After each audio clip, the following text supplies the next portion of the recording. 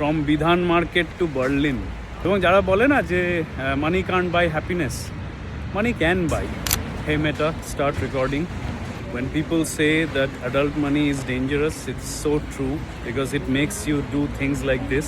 আমি এসে পৌঁছে গেছি বার্লিনের সেই ফেমাস দোকান। খুঁজে খুঁজে বার করেছি যে কোথায় পাওয়া যায় জার্সি। যখন ছোট ছিলাম এত ফুটবল পাগল ছিলাম যে কলকাতায় নতুন জার্সি দেখতে পেলে বিধান মার্কেটে চলে যেতাম। তোমরা কলকাতায় যারা থাকো জানো, বিধান মার্কেট তো হচ্ছে একদম ডেরা পুরো। তো প্রচুর জার্সি কিনেছি, আমার মানে ভুড়ি ভুড়ি জার্সি ছিল ছোটোবেলায়।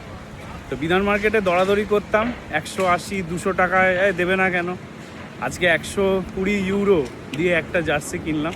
সবাইকে আমি এটা মোটিভেট করতে চাই যে অনেক অনেক এফর্ট দাও, অনেক অনেক খাটাখাটনি করো, দিয়ে নিজে আর্ন করে নিজে একটা জিনিস কেনার যে কী আনন্দ।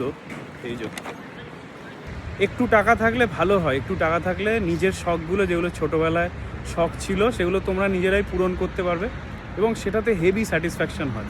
ওই জন্য আর্ন করো, আরও এফর্ট দাও, আর্ন করো, ভালো জায়গায় যাও চেষ্টা করে।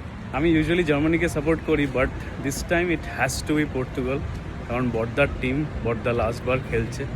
আর কি, এবার বাড়ি যাব। শেষটাকে বললে জানি না কিরম রিয়াকশান দেবে, আঁতকে উঠবে হয়তো দাম শুনে, বাট ও সাধারণত আমাকে সাপোর্টই করে এইসব ব্যাপারে। তো চলো, রোনাল্ডোর জার্সি এসে গেছে, এবার পর্তুগাল জিতলে একদম হেভি ব্যাপার হবে।